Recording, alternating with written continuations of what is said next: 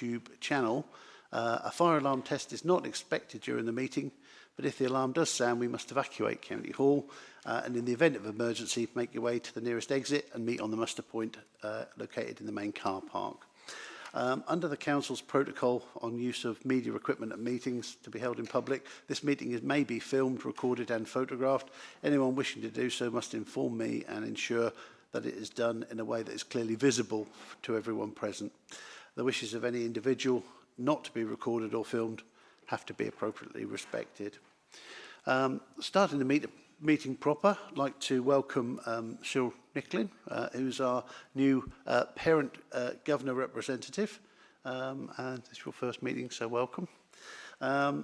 Moving on to the agenda proper, we've got apologies of absence. Nikki, if you outline those. Thank you. Apologies from Councillor David Bills, Chris Allen and Councillor David Sayers, who is substituted by Councillor Brian Watkins. Thank you, and thank you to those substituting. Oh, Tim. Sorry, just to come in and apologise. I might have to duck out a little bit early to get to a meeting. Thank you. We'll see how we do for you, Tim, all right? Next, I refer you to item 2, which is the minutes of the meeting last on the page 4 of our agenda pack. I think when we agreed those minutes, we were agreeing the minutes for the 16th of January, but I think they inadvertently still stated the 14th of November, which was our previous meeting. So with the note of that slight amendment, are we all happy to agree those minutes? Those present, thank you. Any members with any interest to declare on the items as presented? Maxine? Sorry, Councillor Webb. Oh, that's all right. Call me Maxine. That's absolutely fine. Very informal first thing in right. the morning. Yeah, no, sorry. No problem. Just that I have a child who attends a state-funded special school. Thank you. Yep, absolutely. Thank you.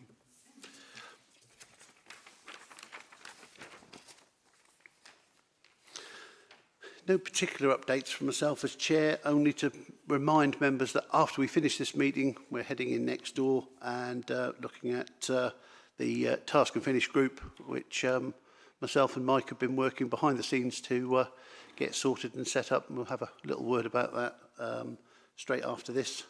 Now, item 5, we did have a public question for the agenda, which is from a lady called Jenny Williams, and she's not with us to actually ask the question, so the question as presented and the response should be circulated out to members in the room and will be included with the minutes after when they get produced. Okay, I don't have any local member questions, and that moves us on to item 7, which is the main reason for today's meeting, which is the Department for Education High Needs Capacity announcement and the considerations that Norfolk County Council will have and in formulating a response to them.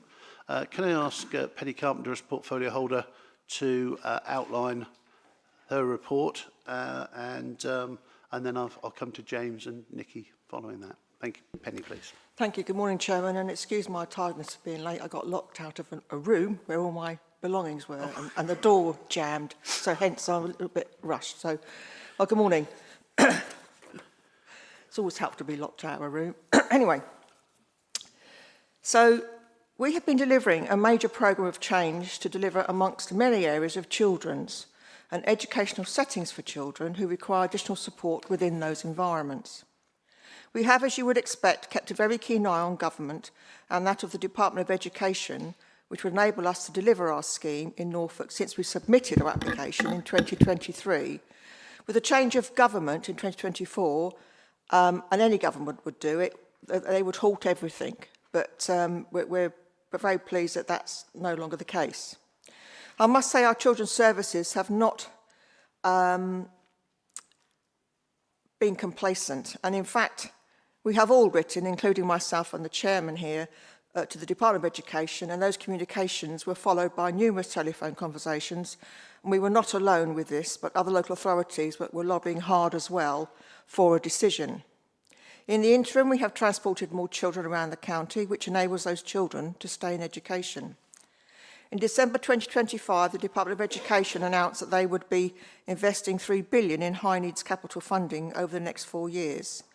They also confirmed after a number of calls to clarify the position would support the 2 free SEND schools for Norfolk. However, within that communication we received 2 options. One is to proceed with them as originally planned, or accept a funding settlement to realise the same numbers of places by alternative means.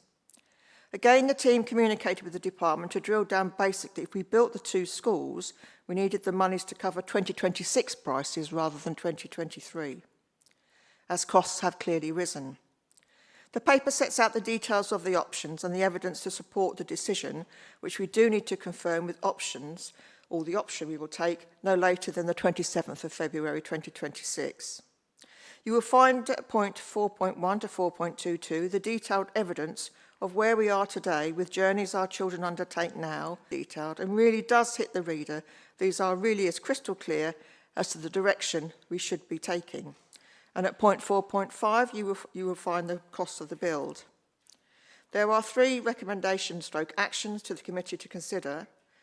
And I must say, we are in this position today because of our staff in Children's Services, our senior officers have not let this drop, as you would expect them to be that hard with the Department of Education to get something done. So I will now hand you over to James. If you wish, Chairman. Thank you. Thanks, Councillor Carpenter. I'll just add a few thoughts, I guess, by way of a bit of a recap of how we got here and sort of just clarifying the sort of core elements of the decision that's facing us as now and some of the context around it. I mean, I think we're all well aware as a committee that there's a substantial challenge around SEND, both in Norfolk and nationally, rising need. We've been committed in Norfolk to investing in all parts of that system simultaneously over a number of years, so critically around mainstream inclusion, wrapping teams around schools, ensuring schools themselves have enough money and resource to meet the greatest possible level of need. But we've also been clear from the outset that we did need more specialist provision in Norfolk and therefore have set out to create that. And that started with the council's investment of 120 million capital back quite a few years ago now, and we've already travelled a good level of distance, as the paper describes, in creating new special schools and new specialist resource bases, but we still have further to go. That programme is not yet complete and there are still more provisions to come on stream. And critically, we want the provision to be high quality within the Norfolk system and therefore able to be sort of controlled and assured through Norfolk's lens, and as close to home as possible for children. So another reason for creating provision that's in Norfolk of our own is to try to minimise sort of travel distances as part of it. So that's all part of the vision. Following on from that initial sort of Norfolk investment, more recently, working with the previous central government, we struck a safety valve deal to secure additional resources, and as part of that, we secured plans for 2 new special schools that are in question here today. That was all agreed and actually progressed to detailed planning to the point where we had secured partnerships with 2 trusts to deliver and sponsor those 2 new special schools, and those were to be DFE funded as part of that particular deal. However, as time went on, we had a change of national government, a new government coming in wanting to review the system and all of the resources in play, and as a result of that, Norfolk schemes, and indeed all schemes nationally of a similar, which were at a sort of similar stage, if you like, of development, were all paused, and we've been waiting for quite a period of time for news. And if I'm honest, towards the back end of last calendar year, we were starting to get to the assumption that the answer was just going to be no, these schemes are never going to happen because the delay had been so substantial. However, the government now has come through with a new proposition, which we hadn't anticipated, where actually it was either it wasn't just no, nor was it just yes. It was 2 options. It was yes, we can go ahead with the 2 schemes as previously profiled, or you could take an amount of cash funding. And as it was described, it was meant to be funding to create equivalent places in a different way. But it is worth clarifying that. I know it's in the paper, but it's just worth clarifying what that actually means. So in money terms, the amount of money that was made available to take as that option is substantially less money than the amount of money it would take to build the 2 new special schools as originally profiled. Their idea of equivalence we think comes from this idea that actually if you spend that amount of money to create more like specialist resource-based type places, and all of them were minor capital works to refurbish existing buildings rather than building a unit from scratch, you might, with a lot of luck, get somewhere close to be able to produce the same number of places. So it is an option, and therefore, you know, there could be an argument that actually you'd want to consider that. So we actually think it was interesting to get those two choices, and interesting of government to give those two different ways forward.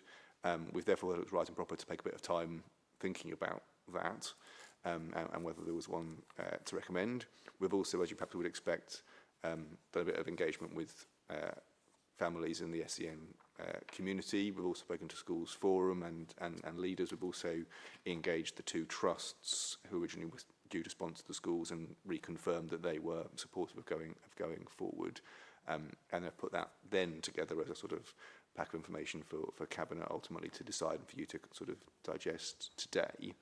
On the back of all of that engagement and all of that analysis work, our view is that the two special schools as originally profiled is the better way forward for Norfolk, but it was definitely worth taking that time to ask that question and reassure ourselves.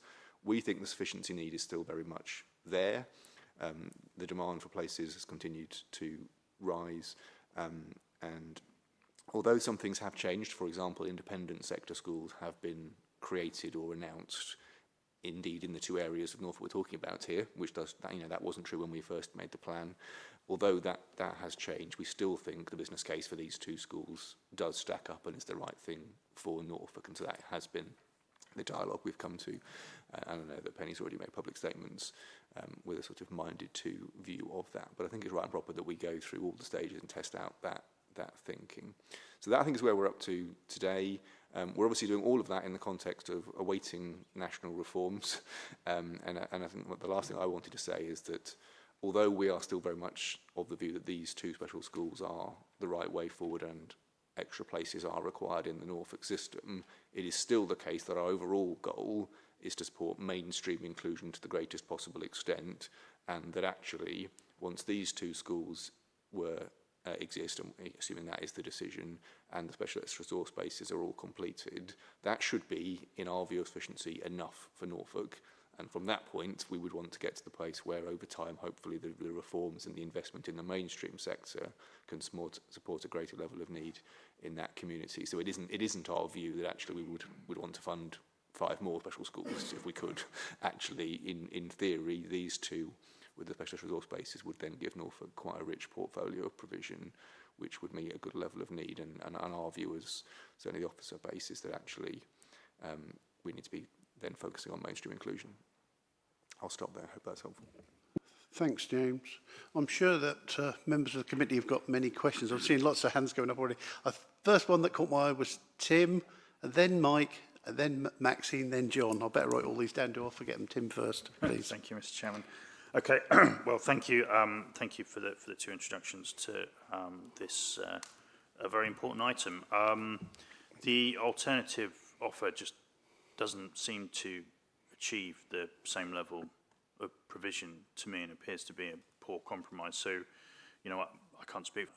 It doesn't seem to me like we can be seriously considering it as the option we go for, given the 2024 analysis found there was a strong evidence base for new specialist schools.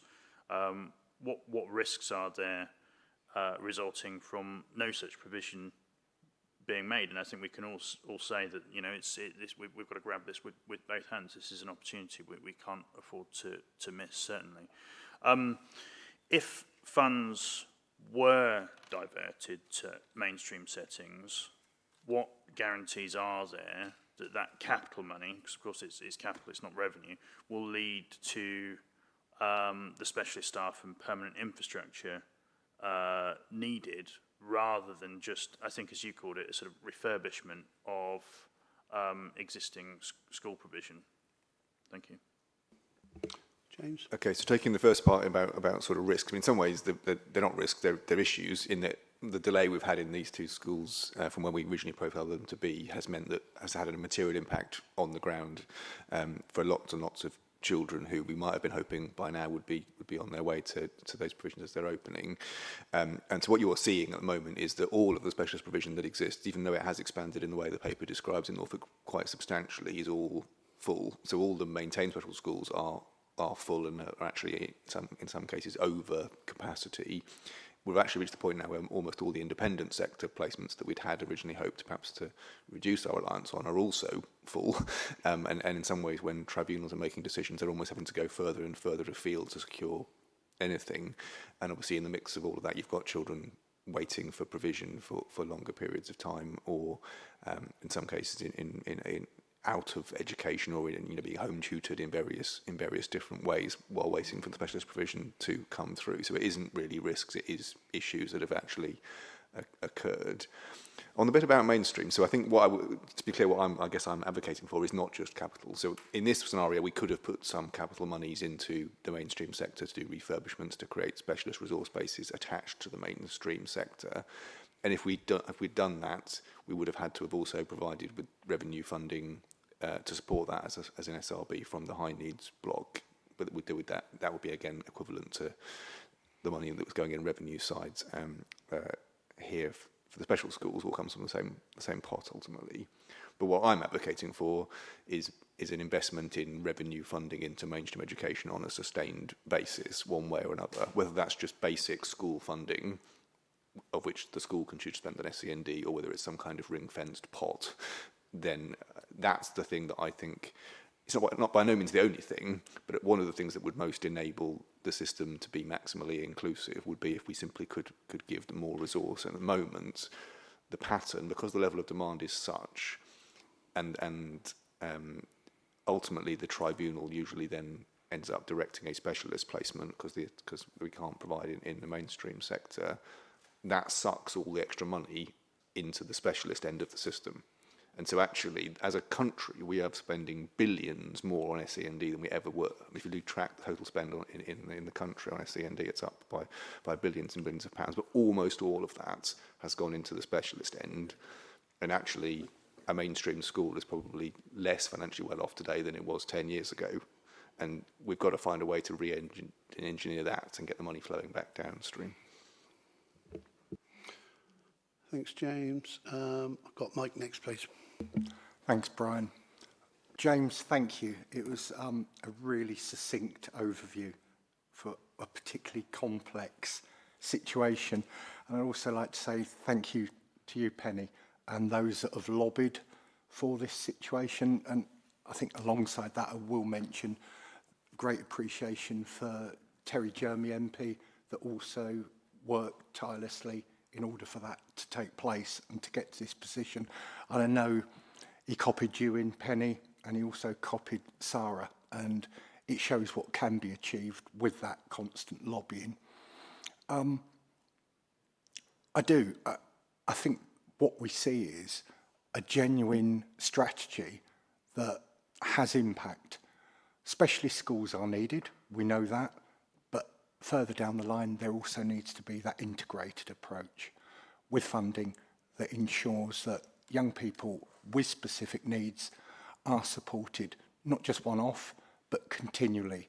And that's not just through our school system, from primary through to secondary, but then that transition period for them to move into further education. And that wider approach is something that I know everyone in this committee care about and want to see progress. My question, apart from that statement, is with the government's recent announcement that 90% of the debts of English councils will be paid off, and I think that's equating to 5 billion for this particular issue, would it be possible, not immediately, but in the future, for us to have an update of how this impacts on our provision and our strategies moving forward? Thank you. Yeah, thanks, Councillor, really helpful. Thanks for the supportive words and statements there. Obviously, on the forward work plan for this committee, we have an item to come on SEND at the appropriate point, and we're looking to connect that to the reforms. And as you described there, we are starting to hear from government almost on a weekly basis some part of the jigsaw now. So you've highlighted the news that just came yesterday. So happily I'm on top of my inbox for once, around the deficit. So yes, just to confirm, what we heard yesterday is that government have confirmed they will effectively underwrite 90% of the accrued deficits up to this financial year, on the assumption that we submit a plan to deliver the reform programme, which hasn't yet been announced. So I'm assuming we will try to do that, and hopefully the plan will be well received. It's worth also clarifying that because Norfolk has put money into the safety valve agreement, that will actually already count towards our 10% of that. So actually, we made in the immediate term that does substantially reduce the immediate risk to the county council's finances from the cumulative deficit that existed. However, lots of caveats there. That just deals with the deficit. That doesn't put any money to spend on anything. That just deals with the black hole in the finances in the background. It's sort of the first part of a jigsaw.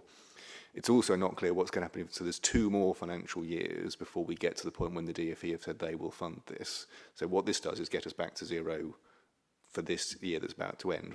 If we actually continue at the current rate, Norfolk will accumulate around about 200 million more deficit in the remaining 2 years, and that how that will be dealt with by government is not yet clear. So that we could still find ourselves in a position where there's a reasonably substantial local problem. We haven't heard anything necessarily, therefore, from government yet that enables exciting new action. But I guess I'm hoping, given the scale of what seems to be happening, that the reform programme will come with some of those announcements. As well as the funding for these 2 schools, we are anticipating a further amount of capital funding at some point in this April High Needs Block capital. We don't know how much and we don't know particularly what for, but we are expecting that. And as I say, I'm hoping that the reform programme, when it comes, will come with investments of various types, particularly around mainstream. One of the things that's really interesting is what the role of NCC will be in that. So because with government taking on the deficit themselves, will they want to direct spend from Whitehall in a different sort of way, or will it just be an amount of money for Norfolk County Council in the way that it currently works to work with Schools Forum to determine? All of that is not yet clear to me, so I can't really give you an exciting answer around what is currently unlocked. At the moment, the news yesterday was more about getting us back to zero, but I guess I'm very encouraged that it's being dealt with as a national problem, that things are happening at some scale, and we seem to be moving away from, a world where the financial problem was the goal to almost trying to get the finances set to a sort of sensible level, which then can hopefully allow us to focus on meeting need and, as I say, get the funding flowing in the right direction. But my worry is, if all the money has gone on dealing with the deficit as it currently stands, is there enough money left in central government to fund that additionality we need in mainstream inclusion? And I've not heard any numbers in that space yet. Thank you. Maxine, next, please.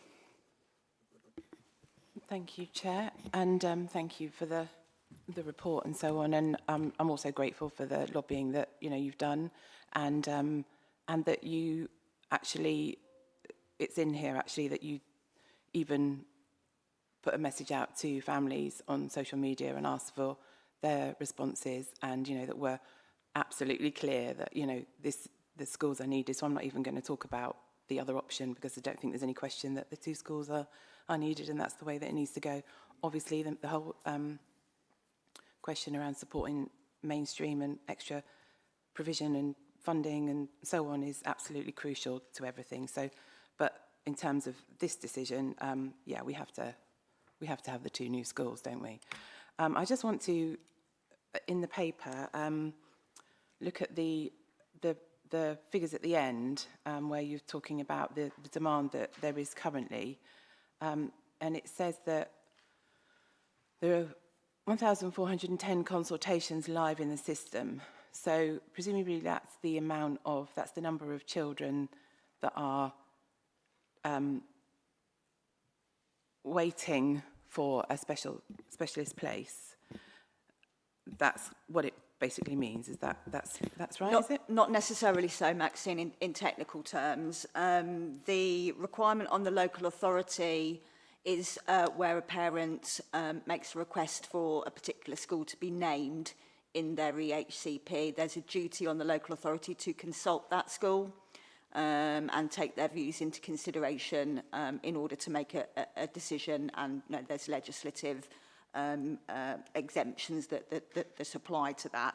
So what this graph is showing is the current number of live consultations in the system. That doesn't necessarily mean that those children are waiting for a place. It means that the parent has made a request for the place, but there might be then a determination made as to other options that could be suitable for that child elsewhere in the system, such as through the SRB programme, such as with the enhanced specialist provisions that we've created within the mainstream school system. So it's a nuanced point, but it is an important one, and I wouldn't want to mislead councillors here today that this is a group of children who are waiting for a special school place. It's where the consultation is being undertaken. That was the position in November last year.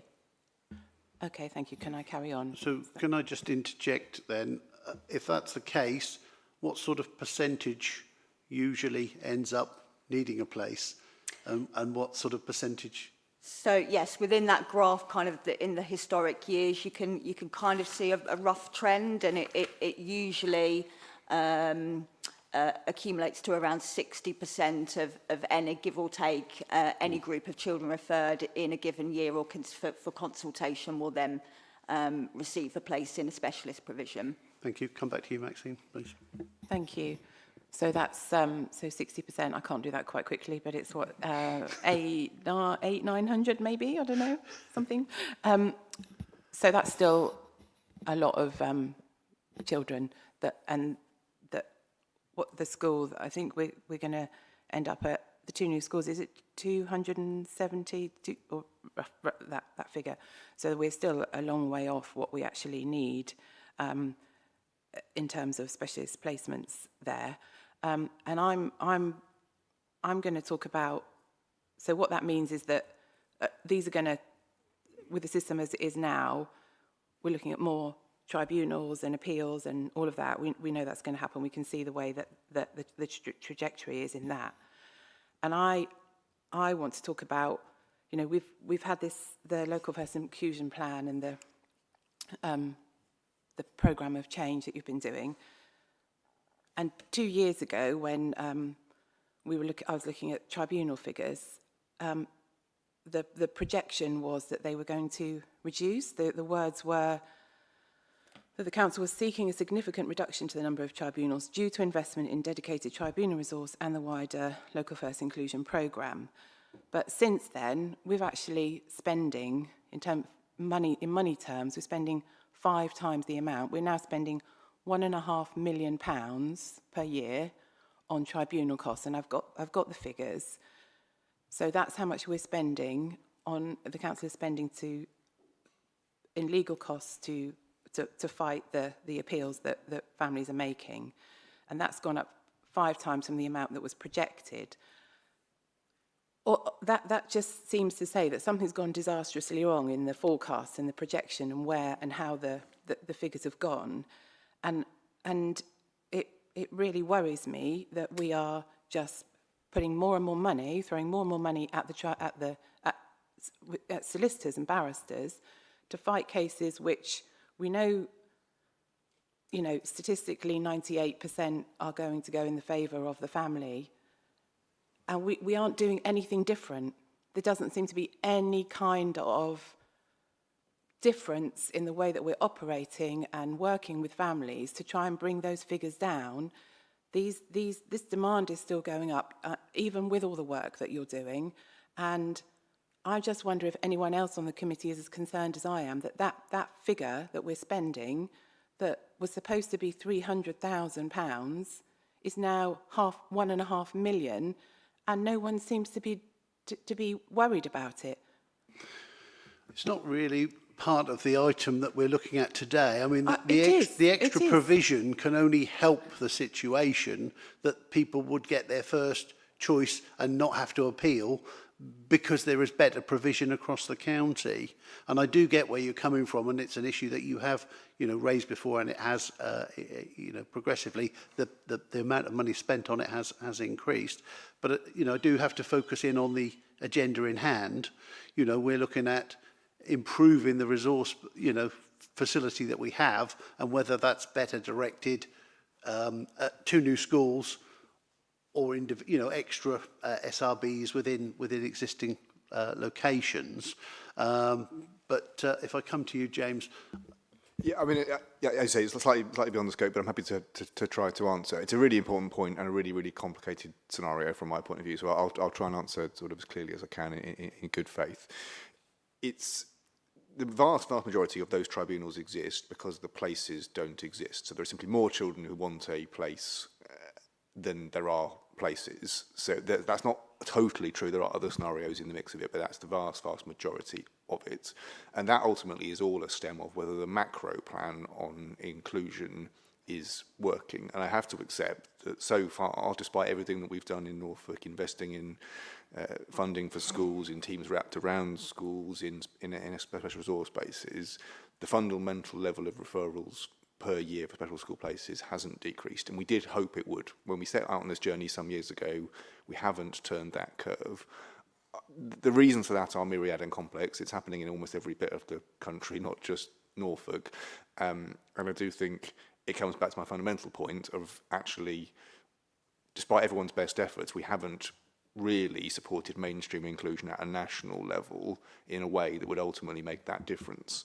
And so all of that demand that ends up as a tribunal would be reduced if actually the mainstream sector was supported and resourced in a way that it currently isn't to meet a greater volume of need. So I am extremely worried about it, but I am doing lots about it. So I would argue strongly that our changes to support mainstream schools, the team around the school meetings, the zone inclusion partnerships, the school and community teams, our work on speech and language therapy, our work on neurodiversity, all of it is aimed at reducing the number of families reaching the point where they think a specialist school is the only way forward. And I do still strongly believe, and we hear this feedback very strongly from special school leaders, that a proportion of children going to special school could have been met in mainstream inclusion. There are some children, of course, who absolutely specialists are always going to be the right thing, but there is a clear consensus in the profession that there is a proportion of children who are going through that tribunal process to the specialist schools who didn't need to be there, but unfortunately the mainstream sector is not resourced or in some cases empowered or having the right culture to enable that inclusion. And there are more and more children every single year in specialist settings. There's vastly more getting a special school place than ever before. And so I would strongly suggest that it may not seem as if we're doing anything about it in the sense of having a specialist tribunal team. We are doing some of that work in the background, but everything we're doing across the whole programme is ultimately aimed at reducing that level of demand, which should in theory reduce the level of tribunals. But I think it's been clear for a while that without the national reform, the problem is bigger than any local authority can fully resolve. And that's why you're seeing the same trend in every single authority area in the country of despite everybody's best efforts locally and everyone's ambitious and lots of great work going on, the fundamental level of demand just goes up and up, and the places can't be created fast enough to accommodate them. And we've got to reverse that. I hope that's helpful, but Nick, you might want to add some more detail on the specifics around how the tribunal works and the relationship work there. Yeah, just to pick up, I guess, on a level of detail that perhaps isn't captured in the high-level figures appended to this paper. I think one of the other critical factors in respect of some of the challenges that there are in the tribunal system is how the breakdown of the numbers reflects the age range of children. So we have particular bottlenecks at transition when children enter into school, at their transition from infant to junior, and again at their transition from primary to secondary. So echoing James's point around the availability of places against the overall number of children, that's particularly acute because you find spikes in particular year groups, and of course within the existing special school estate, the availability of places will be dispersed across a wider variety of year groups rather than kind of bottlenecked into a single one. Now, I think there is more that we need to do in respect of enabling the system of education settings to work proactively together to support transition effectively for children, because what we essentially see with that bottlenecking is a sense that a child has been very well supported in their existing setting, but a perception that support is not going to be replicated in their onward setting. And so therefore it's a projection forward rather than anything necessarily built on evidence. And I think that's an additional aspect to the reforms that we would want to see strengthened, is the relationships and partnerships around transition, and enabling a greater sense of confidence to be built, that when children do transition on to a new setting, that the funding will follow them, that the resource will follow them, and that the infrastructure and support will follow them as well. So I just wanted to add that additionality just for the context. Thanks, Nikki. And just for, bring this back to the agenda and what we're looking at today, your professional opinion that both of the options, whether it be it extra within mainstream school or the building of the new schools, will only have a positive benefit on the scenario, because it's given those choices and options that when it comes to those bottlenecks, that parents are starting to look at, what could be best and available. The fact is we will have a better array available because there'll be 2 more special schools in Norfolk. Is that fair? Maxine, did you want to come back on the answer that you were provided with? Thank you. And I'm well aware of, all those difficulties and so on. What I'm trying to also get to is the fact that the forecast and what you said you hoped would happen has just not happened. And it concerns me that we've got to put in another plan to get this 90% funding coming next. And presumably that's going to be similar to the plan that you've already put, you're already establishing, that you established through the safety valve, local first inclusion and so on. And that is going to bring the outcome that you want, that we all want. But the plan that has been in operation doesn't seem to have achieved that. I'm not saying that there isn't good work being done. I'm not saying that. I'm saying the overall outcome is that we still have huge demand. And more than that is that we aren't working differently with families so that it doesn't get to this point.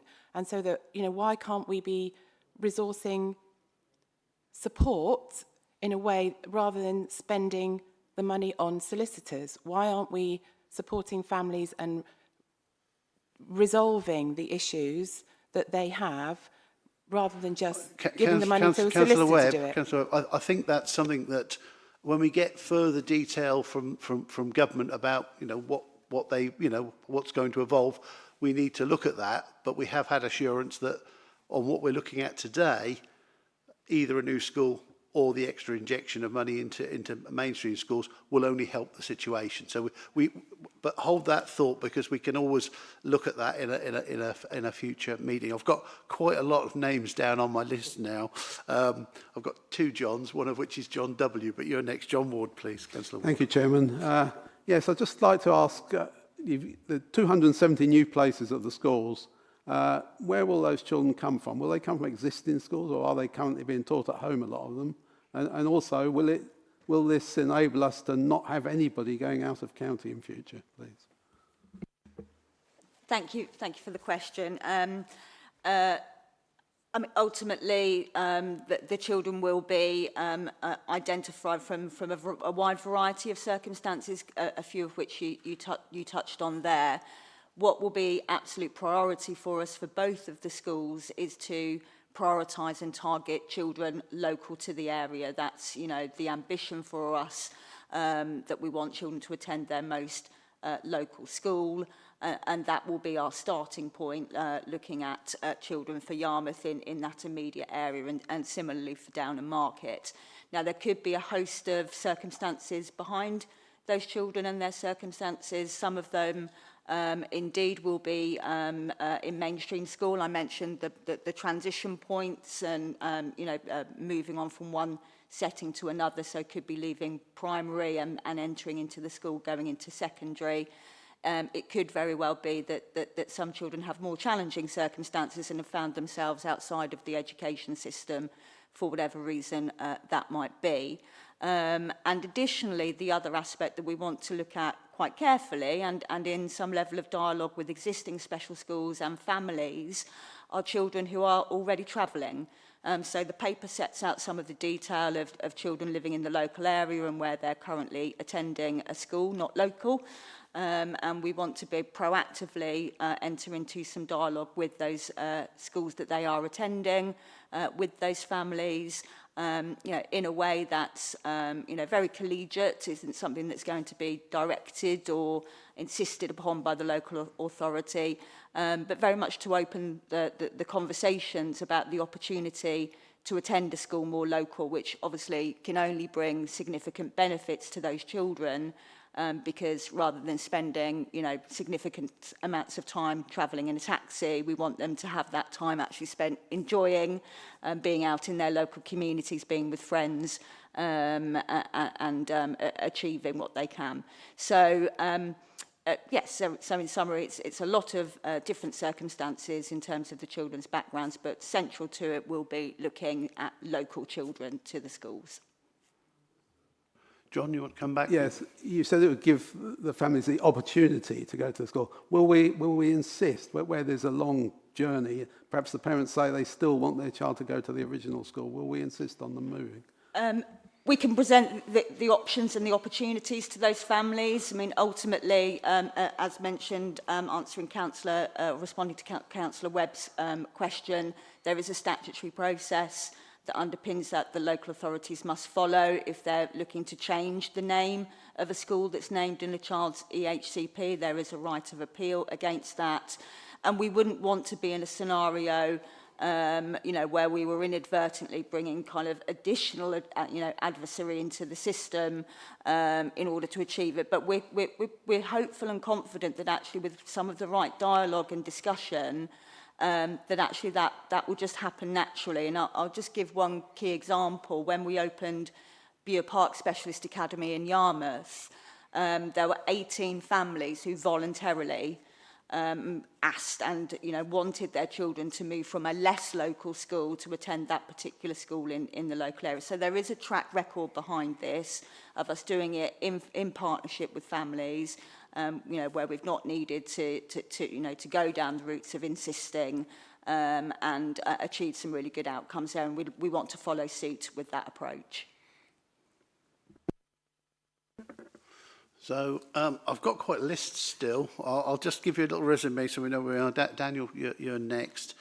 Then John Fisher, Ed, Brian W. Make sure I've written Brian down just so you know who I meant. And our new parent governor, Cyril, as well, is on my list. So first off, Daniel, please. Thank you very much, Chair. Before I go down the line of questioning, I will say I'm not necessarily opposed to the recommendation, but I'm going to play devil's advocate for a little bit.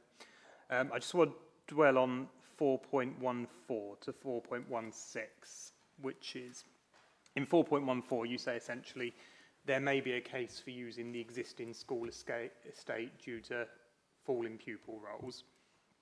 In 4.15, you go on to say that would be contingent on alignment with the county-wide sufficiency needs analysis.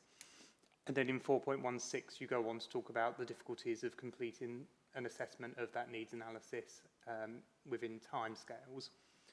Could you give us a sense on what would actually be required to carry out that assessment? And were that assessment to be carried out, do you think there is a chance it could materially change your recommendation or materially change the home to school transport budget? Thank you, Councillor. Yes, there are kind of several aligned processes and exploring the relative viability of particular sites, particularly when they're reuse sites where those buildings haven't been initially constructed from the perspective of being a special school, which brings additional considerations. The Department for Education publishes its particular requirements, the Building Bulletin 104, that's as distinct from the mainstream specification that the Department for Education use as well. So there are capital considerations in terms of determining the suitability of a particular existing building and space, against those specifications published by the DFE, but also based on professional knowledge, understanding and judgment as to, you know, the environment at hand and how effectively it lends itself to a provision for children, you know, with really some really significant and complex needs. And that can be variable as well, depending on the nature of special educational need that one is discussing. Typically, what we've found, and we have had examples of building reuse in the past in Norfolk, and, you know, where that's aligned with our overall sufficiency plan, and there's a good solid business case behind it, we have progressed. But what I would express is that the reuse of buildings typically you know, comes from a particular quarter of our estate. In terms of the falling rolls scenario, these are generally more rurally sparse, smaller primary schools, you know, that are where there may be concerns in terms of their viability. And they're generally Victorian in construction as well. And myself, having visited several of them in my time and have walked round, I can immediately see difficulties and problems with actually the environmental setup for children with, you know, conditions such as autism, who, you know, have challenges around sensory processing needs, and, you know, some of the cacophonous kind of Victorian sort of setups in buildings. And actually, when you get into the detail of it, in order to bring that building up to scratch, you're then looking at quite considerable adjustments to the building fabric in what's already quite an expensive building anyway. And you start asking the natural question of just, you know, flattening the building and starting from scratch and, you know, and building up, because we are looking at state-of-the-art facilities based on modern specifications. So that's one aspect to it. The other key consideration is the school organisation requirements. As mentioned, the 2 new schools have all of that kind of banked with 2 multi-academy trusts established. But a standalone school will come with, if it's in a multi-academy trust, will come with complexities in terms of that existing trust, whether they would be willing to utilise it for that purpose.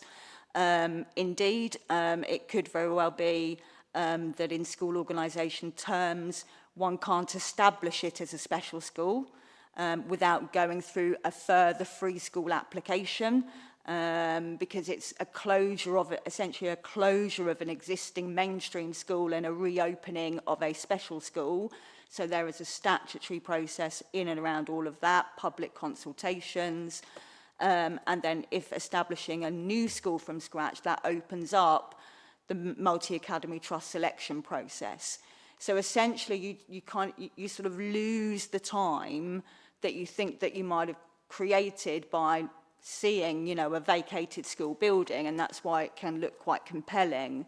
But there are technical additional considerations that actually erode the available time that you might otherwise save. So those are some of the key considerations, Councillor Elmer, but I can see James wants to come in as well. Well, I guess I feel like, forgive me, Nicky, long story short, I think our view would be that the quickest way to have 2 schools open to their doors to children will be to continue with the 2 existing schemes. And even if there were a building that came free in the short term that appeared to be relatively suitable for a special school, it will still require some work. And as Nicky has just described, the whole process would start from scratch. So actually you wouldn't get children through the door any quicker.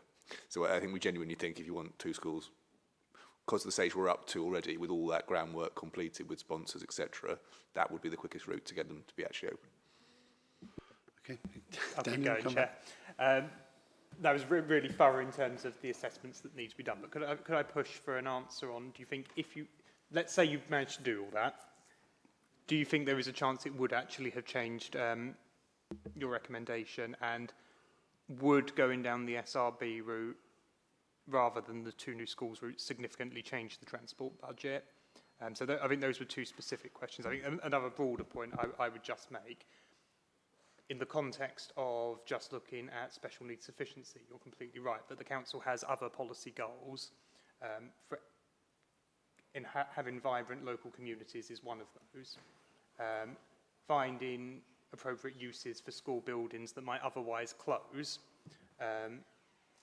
is quite an important part of that. Okay, so a couple of bits there. So I think one of the things that there's a slight danger here that we have a sort of view of between two special schools or some SRBs. To be really clear, Norfolk is building an enormous number of SRBs anyway, and the amount of money that we would have got out of this, because most of the SRBs are requiring quite substantial capital works to existing buildings, wouldn't have added a huge amount of additionality to our portfolio of SRBs we're doing anyway, and we're still standing behind the programme as it already exists. So I don't see it in that way of it being sort of either or vision in some ways. We're having our cake and eating it here by having special schools and still delivering the full SRB programme that we think Norfolk needs. On that latter point about the reuse of the estate, which has obviously come up sort of in a number of different forums, we are open to that possibility, that where it does make sense to reuse school buildings for a particular purpose, and that may continue. Indeed, there's one or two examples where we're looking at that.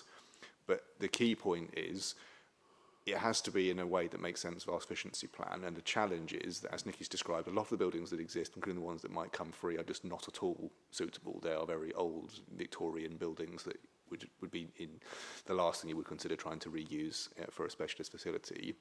But the problem is that once we've built, the other problem is that what we really want, beyond the special schools we're talking about today, is SRBs connected to mainstream schools rather than buildings by themselves in a village, if that makes sense. So we do potentially want some more capital facilities, but what we want is ones that are on the site or possibly just around the corner of an existing mainstream school to support that inclusion. So trying to turn a disused school in a village that's sadly no longer got the people to support it into an SRB type model doesn't really work because it's not connected to the mainstream schools. So although we have this kind of, we want more provision, we want more SRB places, there's some free buildings, we could repurpose them. And there's a lot of logic to that.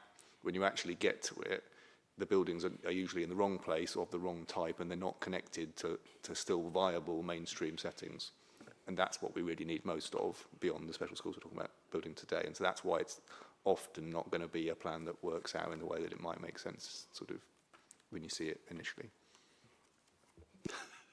You're coming back again, Daniel. I'll make it the last time, Chair. Indulgent I am today. I'm going to push for an answer on the home to school transport point, which is if we didn't do the two new schools but looked at the alternatives, is it likely that would make a significant difference in the home to school transport? And then my other point, and this is my last one, is just going back to your intro where you implied that you would envisage these as being the last two special schools we build. Then going on to your later points where you acknowledge, and I think we all acknowledge, that fundamentally something is wrong with the system nationally, and too many children that could be supported in mainstream settings are ending up in special schools. These aren't going to be the last two because we will end up building another one after this if the system doesn't change. But if it does change, are we going to end up with some empty schools at the end of it because a significant number will go back into the mainstream schooling in the future and we have falling school rolls across Norfolk? Okay, so I'll pick up the second question. I might let you do the first bit about home to school transport. So I think you're exactly right to describe it in that way. If nothing changes, if the reforms that come through are relatively insubstantial or the level of resource that goes into the mainstream sector doesn't change, but also resource into things like NHS services around neurodiversity and speech and language therapy, there's a whole package of things that needs to happen in I think, my mind and lots of people's minds. If none of that really happens or it's relatively watered down, you're exactly right to say that the trend will probably continue. There will still be a reliance on specialist provision growing and growing. At the moment, we've still got a very large cohort going to the independent sector, and at some point, therefore, the decision may be made to build even more special schools. It's interesting to see how that works, because obviously once the DfE take this on and they're responsible for the deficits, it may be that the DfE needs to fund that and reaches its own conclusion, because they're the ones sort of writing the checks in a different sort of scenario.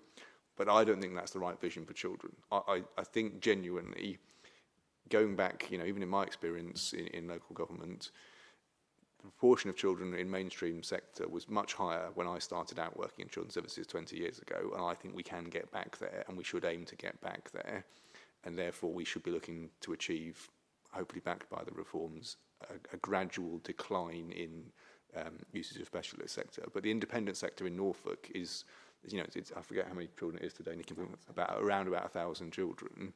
To actually, to get back to the point where any of the maintained special schools that we're building here were not needed, you'd have to completely eliminate that 1,000 children's worth of need, and that's what we'd hope to see happen. So I think it's extremely unlikely we'd ever get to the place in the foreseeable future where these special schools wouldn't be full. The thing that might happen is the independent sector, which is currently in addition to all of the special schools that we control, so that would hopefully decrease. So I think I'm not worried about these schools not being full at some future point. I think that's a very, very unlikely scenario, unless we're talking 100 years into the future.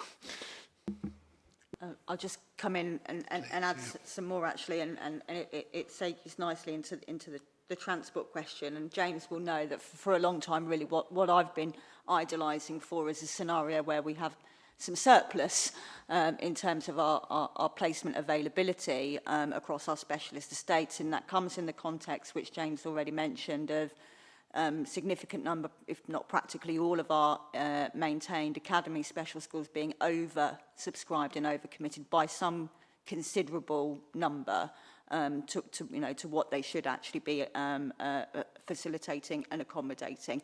But the question of surplus is really important when it comes to strategic place planning of individual children, because one of the difficulties and challenges in the system, and this relates, I think, possibly also to the earlier point made by Councillor Webb and my discussions about bottlenecks, etc., we are having to place children essentially where a kind of place becomes free, wherever that might be. And it may not mean that is the child's most local school. But where you're able to be in a system where you're operating with a degree of surplus, you can look at a broader range of options around individual children, and you can do that in a strategic way where you've got, you know, a group of children or a number of children all seeking places, and rather than just kind of going, oh, here's a place that's the, you know, the most swiftly available one, you're then able to look across, okay, there's some surplus here, there's some surplus here.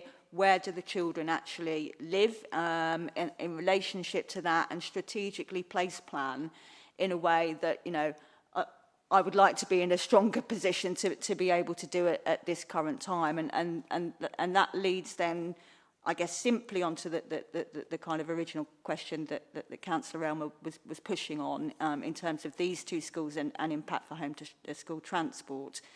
Both have been strategically commissioned for the locations that they are, essentially for home to school transport as a key consideration. And I would have confidence in saying that the realisation of those places in a different way, through a different means, would have no additional benefit on home to school transport for those children, principally because in Yarmouth, the pressure for the places is in Yarmouth, and the paper sets out, you know, how children are already moving outside of their local area. Land and accommodation in Yarmouth is at a premium, and it was difficulty actually, you know, securing the site, you know, and had to use an existing set of school land to achieve that. And then similarly in Downham Market, there's a key relationship to the aligned schools for children with this particular profile of special educational need. The aligned schools are located in Norwich and in Fakenham. So there is again a strategic set of planning here that we've got children travelling from the west of the county into Norwich, which is a slightly less kind of populous area. I don't think that there would be an alternative that could achieve better economics, if you like, in respect of where children are travelling from and its relationship to the existing estate of special schools. I suppose if we started from a fresh sheet of paper and we put the special schools, equidistant from each other, that aligned perfectly with the population, then there would be minimise the travel as much as possible. I think we have to trade between the cost factor of it, but actually what's best for the children.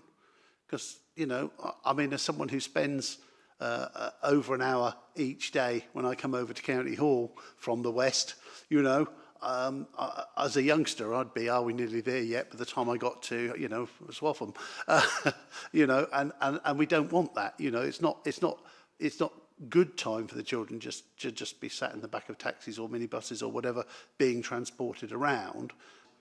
The money, without building the 2 schools, and these are quite easy answers. You don't need to go into a lot of detail, but presumably that would impact. And also, presumably, if the demand is still there, then those places would be filled school or the provision from independents, and hence that would increase our costs proportionately. Because of the higher charges they have. The other question is paragraph 4.8 and 4.9, where we're talking about self-delivery.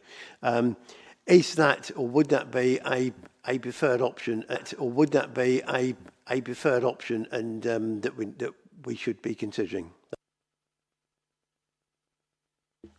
Just on the first question, very succinctly, John, yes, is the answer to both. Is the answer to both of those. There would be a corresponding detrimental impact in terms of the alternatives for those children moving into the independent sector, and equally in terms of the alternative cash settlement, as I said, and kind of James picked up with Councillor Elmer's question.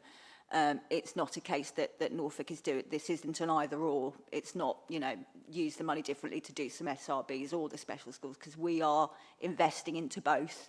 And that's what brings, the efficiencies and outcomes, the efficiencies and outcomes for these particular options on the table. So very succinctly on that, and then James. Yeah, I mean, in terms of the sort of self-delivery point that you made, I think then that is our preferred option. I think Norfolk has a good track record of delivering these major capital schemes. We've got, a lot of provision onto the ground successfully, and so I think we are pursuing that with government, and they've indicated positively that they are up for that conversation. So it's not an agreed position with government, but actually I think that's something we'll let's go over the line quite quickly now. Which again is just us trying to get to the doors opening as fast as possible. Okay, thanks, John. I've got Ed next, please. Councillor Maxfield. Yeah, thank you, Brian. Just quickly to sort of go back to Maxine's point, I think we can probably cover that with the local first inclusion update when we get to that. And I was thinking about it. We're always certainly, well, I'm always chomping at the bit for data on these things, but I do wonder whether actually some pen portraits of what the people who are part of the new teams around early years, and I guess especially around transitions, as you were talking about that, Nikki, just to get a sense, a picture of what those teams are actually doing, what their day job involves in terms of engaging with parents in particular, so that we can see where the work is going. That was one thing. The other thing, I mean, I know you're keen to skip on, and I'm not even sure I've got a question at the end of this, Brian, so I would just say that just to sort of note my disappointment, really, because I was quite excited when I heard that there were these 2 options coming along, because it seems to me over the years we have, and when I say we, I don't specifically mean Norfolk County Council, but the whole system really, we seem to have moved further and further and further away from the Warnock principles by sticking plasters onto bits of the system that are broken. And the more, others have made this point, I guess, that the more special schools we build, the more capacity we're creating for people to send their kids to special schools, when it feels instinctively as though it would be better for them to be into mainstream. And I just think it's a shame that this is, that they didn't even flip the maths on this and say, actually, we're going to give you more money than you need to put these kids into mainstream settings, rather than trying to save some cash by saying, well, you can do it cheaper if you put them into mainstream. that was it. As I say, I'm not sure there's a question at the end of it, just a slight sense of disappointment that the government didn't be that imaginative in the way that they approached it. Yeah, I mean, I suppose just on that then, I suppose, so A, to reinforce the point that we in Norfolk are still building lots of specialist resource bases funded in our own way as described in the paper. It is also the case that we receive an additional amount of high needs block capital funding in this spring, and hopefully every spring that follows thereafter. So in terms of, yes, this particular offer as an alternative to these two schools did look to us to seem to be slightly strange the way it was framed and the small amount available. But if more funding comes down from that route this year and in future years, that might unlock an ability to invest. And I think our direction would be that that should be in either special resource bases or even actually just in works to mainstream schools to make them more inclusive. It isn't always about even a unit that's sort of semi-attached. Actually, if we can spend money on the mainstream education setup, capital works, and make all the buildings as good as they possibly could be to meet that wider need, then that's the direction of travel we want to go down. Again, we are already doing some of that in Norfolk, but if the government comes through. So just to be clear, this isn't the only capital money the government is talking about. There is more waves to come, we think.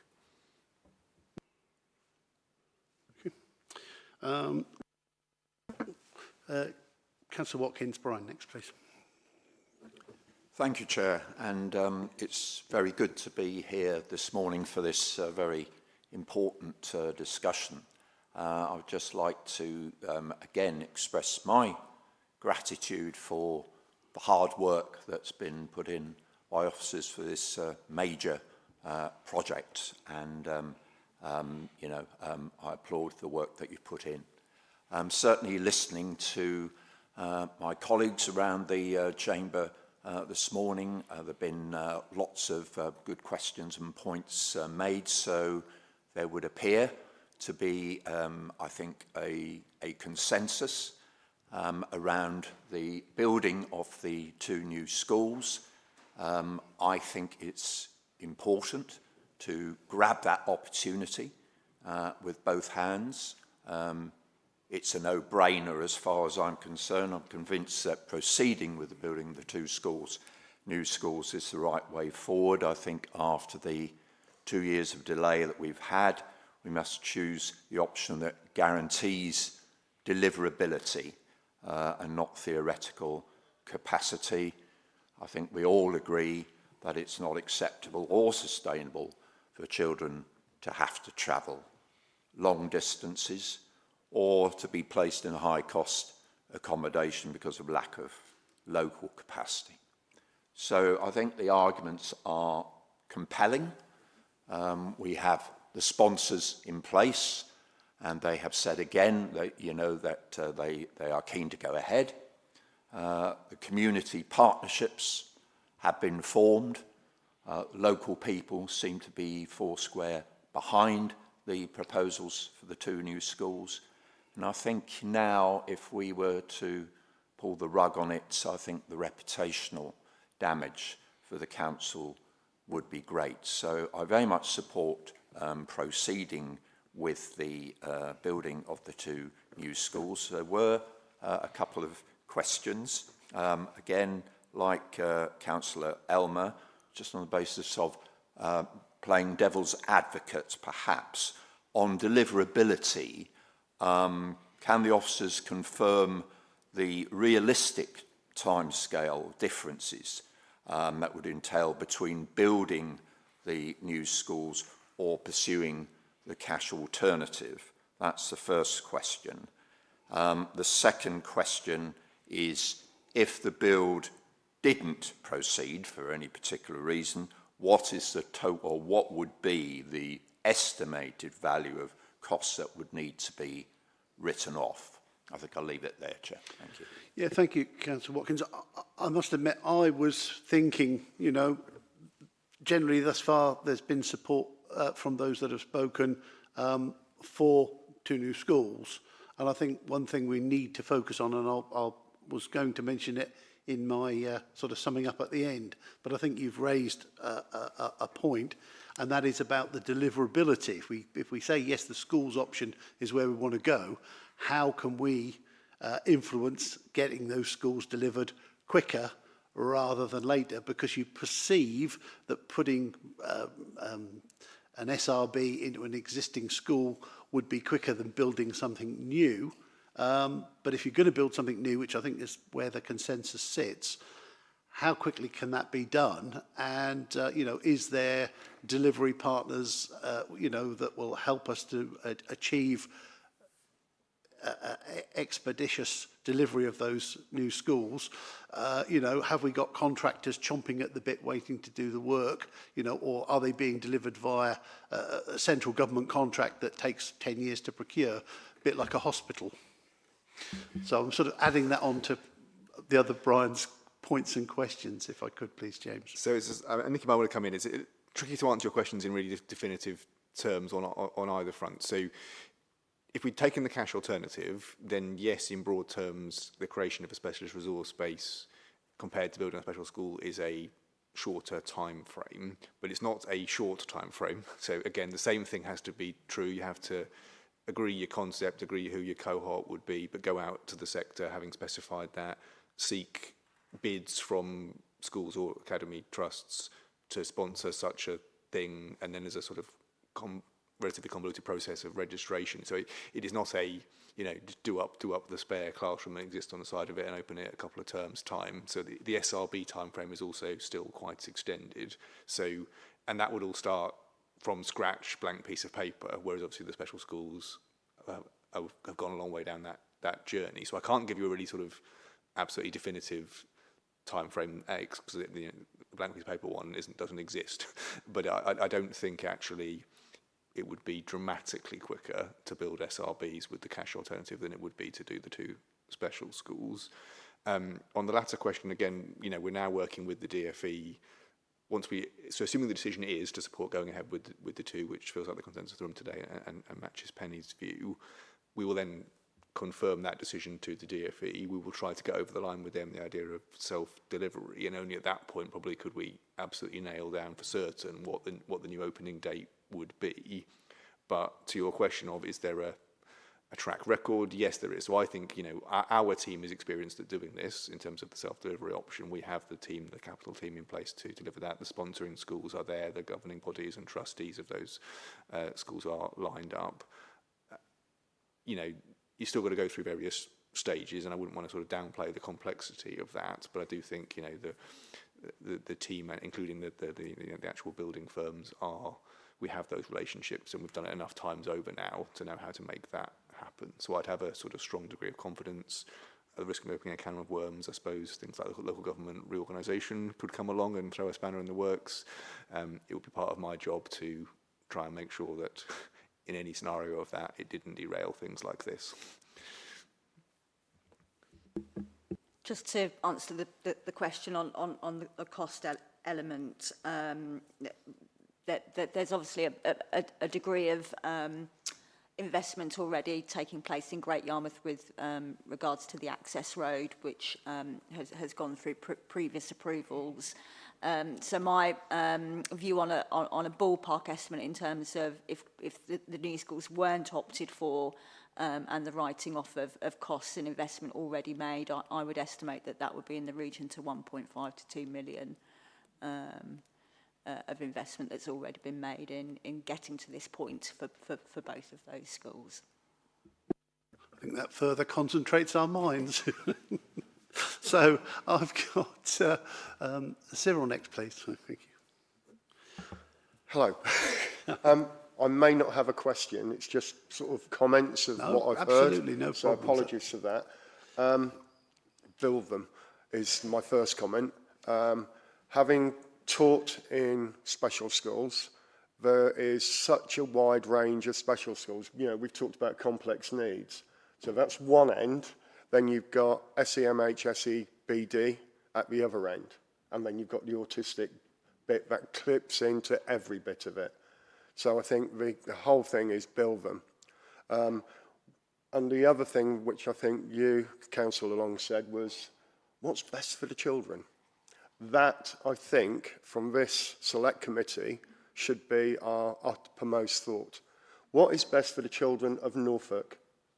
Is it SRBs, And forgive me, I've never worked in an SIB. I worked in a behaviour and learning school in Kent prior to retiring back to my Norfolk roots. But they won't cover everything that a special school will do. They will cover a small percentage and will only take a small percentage of school. Yes, if it is right for the child, let them stay at the mainstream school and the SRB. I think that would work. With regard to the tribunals, again, you know, as a parent governor and sitting on governing panels, hearing, right, we've got a certain number of people coming in who've got special needs. They haven't got EHCPs, but we've got to try and meet their needs. It's about funding those needs as well. And I know it is very difficult. But when it comes with an EHCP, with the school on, the school then, as I've seen, can you meet those needs? Yes, no. But if the parents are driving the force there, and I feel sorry for you having to do those. So that is my underlying thing. What other recommendations? Yeah, 270 places. You know, 170 in Yarmouth and 100 in Downham. So yes, the transport will still exist because you will still going to have some to get the children to those places. It is good if they can go, you know, walk to school or get the bus to school, or the parents take them, rather than sitting in transport. And in terms of transport, it depends on the child. It might be you have one taxi for one child because of their needs, whereas you can use a minibus with 4 or 5 with somebody in it as well. So it's all of those that need looking at. But the more special schools you've got, the better for the needs of the children of Norfolk. Sorry, no real question. No, but thanks very much for your input, and that sort of professional background is very helpful to us as a committee, so welcome. Yeah. And thank you for that. The only other person I've got left on my list is Maxine, who I caught just partway through. I forget where we were, but you wanted to come in and I caught you in the periphery. So. Thank you, I appreciate it. You've just got a couple of comments and just one other little question.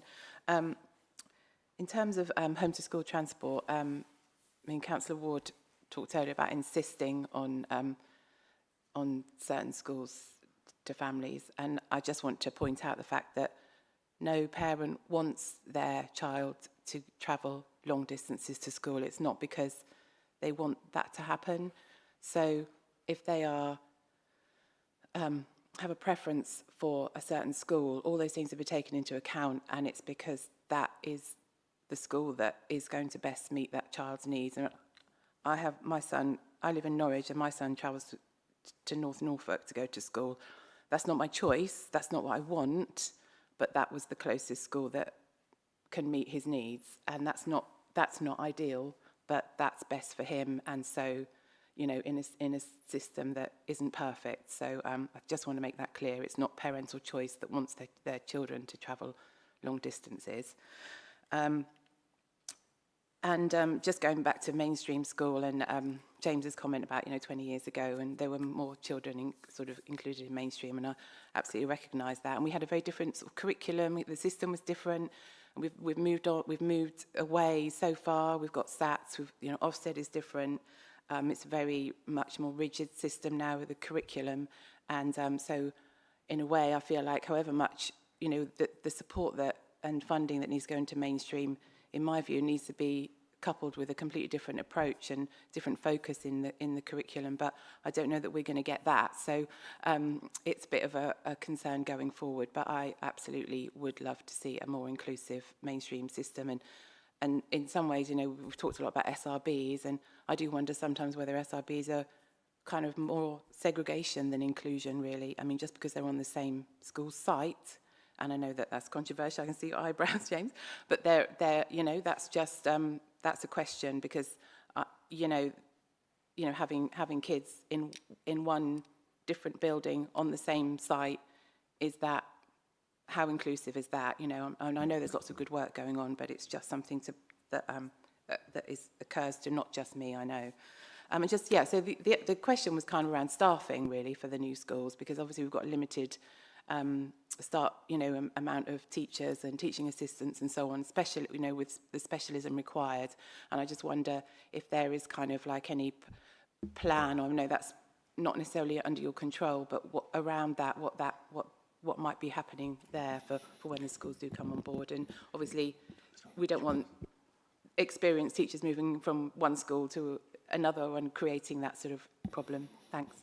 So, yeah, just, and James may want to pick up further, but I think one of the significant positives and really a boon for Norfolk here in respect of that workforce element of the new schools are the two multi-academy trusts that have been appointed in Unity Schools Partnership and Eastern Learning Alliance. Both have a substantial track record in special school operations, and their workforce development plan, their leadership capacity, their plans for how they would support recruitment and retention was thoroughly and rigorously tested by the Department for Education and Norfolk County Council Children's Services as part of the sponsor selection process.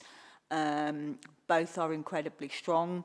They've already started to identify staff within their trust who are looking for opportunities to develop in terms of their career profile. Obviously, there is both are a mixed multi-academy trust, so they operate mainstream schools alongside special schools, and that brings its own, positives and opportunities in terms of cross-pollination, opportunities for secondment. And both are new into our special school estate in Norfolk as well. So they bring additional expertise into the wider network for Norfolk as well, to add capacity in terms of upskilling staff in existing special schools, in SRBs and in mainstream. So I feel very confident about that, alongside the work that we're doing as Norfolk County Council in terms of workforce development, specifically in SEND. And we've led some system development work with the sector in and around that. And of course, we've just had the announcement also from national government as to investment into workforce development and training. So I feel really confident about the calibre and the opportunities for the new schools in terms of staffing. And just, I feel like I can't leave the SRB sort of James, comment unaddressed. so I guess so, Councillor, you're absolutely right. First to say on mainstream inclusion, this all needs to come together as a package. I would say that at the moment things are being tried in all of the areas I'd want them to be tried. The proof of the pudding will be in the eating. So that government is doing a programme of national training around SEND, which is really positive. I haven't seen much detail, but it sounds positive. They're trying to bring the NHS more on board. They are reforming Ofsted in its approach. They are trying through the curriculum review to support inclusion.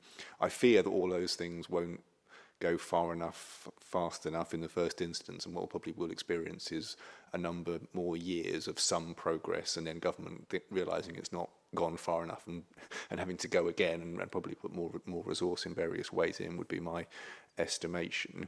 But I think Norfolk is already trying to be leading edge at a lot of that vision, including on SRBs. So our SRB model I would want to advocate for quite strongly. I'm not saying it's perfect and every child's experience is uniformly positive, but actually I do think we've got a really good model there, and actually we're quite often now asked to work with other local authority areas who want to sort of learn from, and national government is paying attention to that. And one of the strengths of it is that more integrated approach. So the SRBs are very much intended to be an integral part of the mainstream schools to which they are attached. Obviously, a proportion of the time is spent in the units away from the main lessons, but the idea is very much that it is a mixed experience every single day, where children spend a part of their time integrated into the mainstream experience and a part of the time away or part of the week, and it evolves over time with a sort of phased plan towards reintegration. So they are not just small special schools on the side of a mainstream school with the children segregated off. We wouldn't approve a school to sponsor one if that's what their vision they set out was for it to be. Now, you may challenge me and say in a couple of cases that's not working as it should. I'm not suggesting every SRB is working perfectly, but the vision very much is an integrated part of the whole mainstream, not just a unit on the side that happens to be on the same side. They work symbiotically with the mainstream setup. I'll just add to that as well, and this is borne out by some very strong evidence around the SRB programme through our annual review process, and we look at the totality of the programme and its impact on outcomes for children. What we really clearly see with the SRB programme is real support and enabling of children to develop independence, which then lends itself into that integration model that James described. So upon entry in primary, children may very well and do spend larger amounts of their time supported within the unit and the facility, probably less time kind of integrating with their mainstream peers. That's not to say that they are not included in whole school life. They absolutely are. And that will be, you know, through interactions in the playground, you know, don't have separate playtimes or anything like that.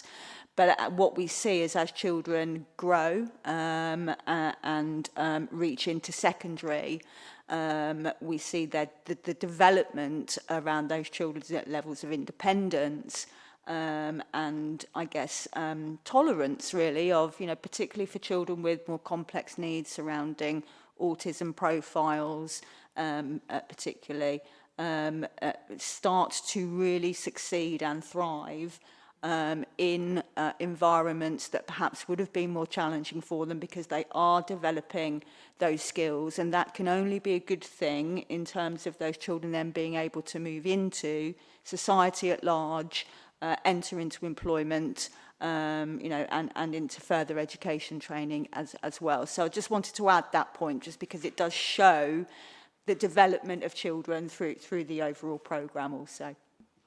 Thank you. I think Councillor Webb, your point, you know, it sounds like they're going to have staff ready to hit the ground running, so important. I think the final person on my list before I come back to the portfolio holder is Councillor Smith-Clare, and I will make this the last point. Mike, please.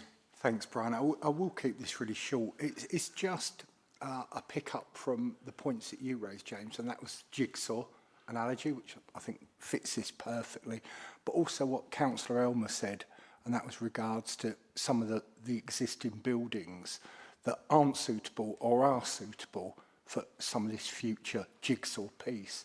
I think what I would find particularly useful would be to know what those buildings might be moving forward. They might be earmarked already, they might not be, but you mentioned very clearly that some aren't suitable, some might be. And I understand that it's got to be proximity and all those elements based. And I'm thinking we've had discussions time and time again about somewhere like Angel Road, but to have that clarity, I think moving forward would be really useful, particularly in us understanding this strategy as it rolls out. I did hear the other day of a small village school just adjacent to my patch, which is a former school where they've merged two and moved into one. But the former school I heard was going to be a wedding venue, so you can get married in the old school. Which, if that you know floats your boat, that's you know that's that. But somebody obviously can see a business opportunity in the site, so there we go. I mean, just for now, I guess potentially when we next bring an item on SEND to this committee, which I think is on the forward plan, we could probably cover a bit of detail on, you know, there isn't that sort of black and white, this or this, but some sort of criterion around that we could do. Yeah, I think schools' estates are on for July, so depending on what the government does next week, we might all be here, we might all not be. Councillor Carpenter, any final comments from yourself, please? Well, thank you, Chairman. It's been great to be in the committee today to hear the views of members because we're all passionate, and I think that's what Mike knows.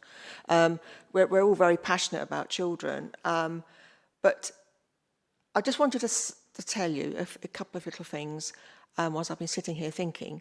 In 2017, when I joined, I was made chairman of Children's Services, and we had a Children's Services Committee, and Mike was on it, and I think Brian, you were on it as well, weren't you, at one point? Or whatever. I know we discussed it. In a dream, yeah, perhaps. But then, my view then was that I didn't want children travelling. This is 2017, and my passion is that children are kept within their own community. The issue with travelling, with children to travel in vehicles, going to school, is that they then don't engage. When they come to the end of their education, and they go back to home or home area, who do they know? And I think for me, that is a point where they would need their support network of friends, and their friends are then scattered four corners of Norfolk because they went to a school in Norwich or whatever. But the parent, you know, their home's in Great Yarmouth. I live in Great Yarmouth, so I'll say Great Yarmouth. So for me, that is one of the critical factors for me for their young adulthood and the rest of their lives, that they do know their own local area because they spent a lot of their time travelling in vehicles. Last summer, I was on the A47 where there was quite a horrendous crash, and a big taxi from Great Yarmouth had followed me along the Acle Strait, and we were on the A47 together. And it was about 2 or 3 children in the back. We were stationary for 45 minutes, and this brings it home.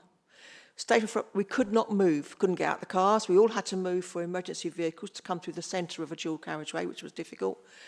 And the children were getting restless after 45 minutes. I was in my car with my husband, and I said, I'm going to have to get out because I can see those children are... The vehicle was, you know, the children were not very happy being stuck in a vehicle. That brings it home to me what I've always... My vision for the children is to stay within in their location.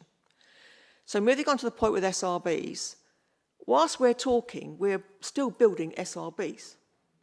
And I visited a school in Yarmouth last Friday where over 30 languages are spoken.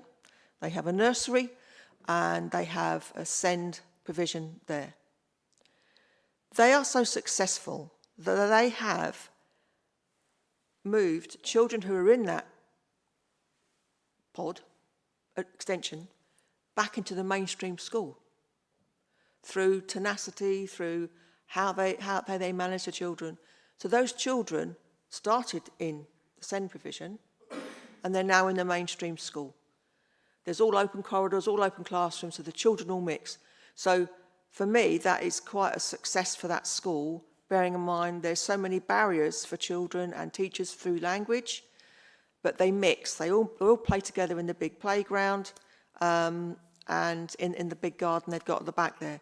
So I've seen it in action and I can see that it does work. And obviously we have evidence and we're collating the evidence about that as well.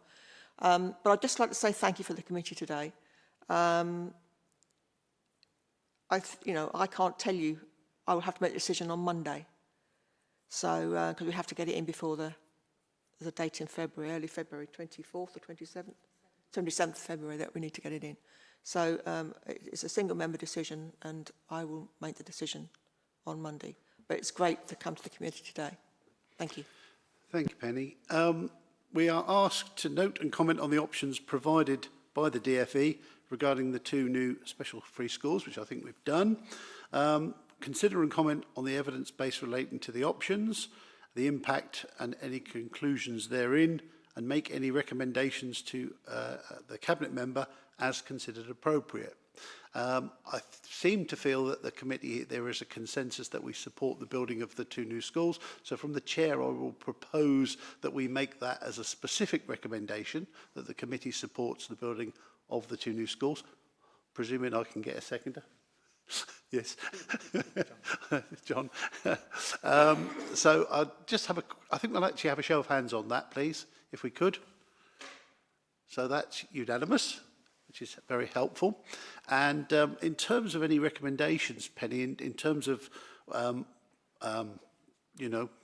obviously there was a consensus here from us. I think we need to explore how we can deliver the building of the schools, the actual physical structures, getting those built as quickly as is possible. And so I think that the route that we go in terms of that needs to be mindful of the outcome and delivery and working to a completion date.